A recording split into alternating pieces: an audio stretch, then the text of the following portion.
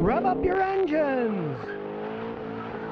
Tony Montana says, Scotty, I'm looking for a newer car, 2016 and up. An old man looking at Camry, Optima, and Accords. What do you think would be best overall vehicles as far as value and reliability on that? The Camry, those things are reliable as can be, I mean. And with that, personally, get a 4-cylinder. The 6s are faster, yes. But the 4-cylinder ones last longer and they have less maintenance. They get a little bit better gas mileage and they still got plenty of oomph. I mean, whenever I go someplace and I rent a car, I try to rent a Camry because they're real comfy. So if I'm going someplace with my 91-year-old mother, she loves them because they're luxurious. Even in the front and back seat, doesn't matter where you sit, they're luxurious and comfortable, and they get phenomenal gas mileage. When I go visit my son in Nashville, it's from his house to the airport 56 miles. I can fill it up where he lives, and then when I drive to the airport in Nashville and go 50-something miles, it still says full on the gate, so I don't have to look for a gas station, and you can't beat that, you know?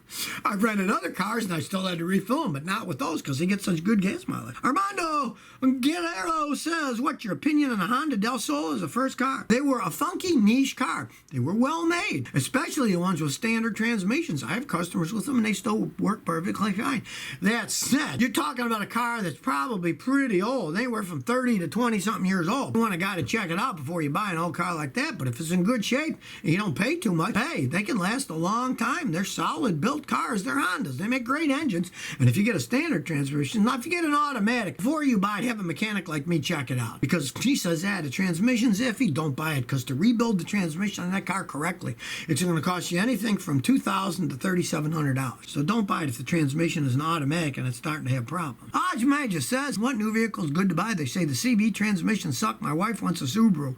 Well, if she wants a Subaru, don't ever buy a Subaru with a CVT automatic transmissions. That's one of the worst ones out there. If you want a Subaru, get a standard transmission. And I'm not a Subaru fan, but if you get a standard transmission in a Subaru, I've had customers get 200,000-300,000 miles relatively trouble-free if they don't race them too high and blow the head gaskets. The engines are a little weak, but customers on that drive normal and they just drive, 65, 75 on a highway, and they don't do burnouts, they can last a long time with a manual transmission. If you have to get a CVT transmission, my advice is get a Toyota, because they make one of the better CVT automatic transmissions.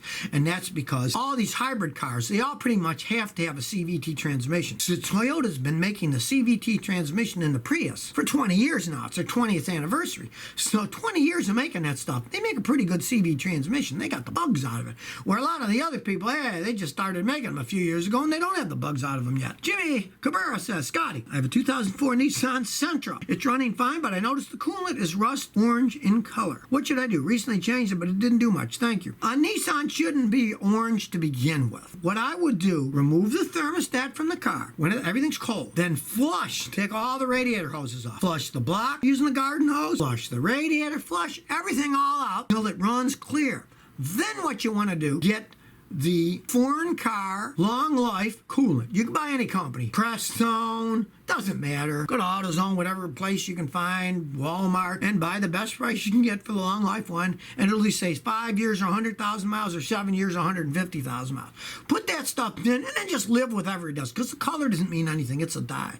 But you've got rust and stuff in there, so you want to flush it all out first. And the way I said to do it, then don't worry whatever color it is. Then you know it's going to be good for 5 to 7 years, depending on which one you bought, the 5-year or the 7-year. Full Garde 1 says, what do you think of the current Alfa Romeo? Should I consider it or stay away from it? Well, it depends on your financial state. If you're a rich man and you don't care and you own a bunch of cars and you want a toy, fun toy. They're fast, zippy, go around, especially if you get the V6 turbocharged engines. But if you care about your money and you're going to do it as a daily driver, check into an insane asylum.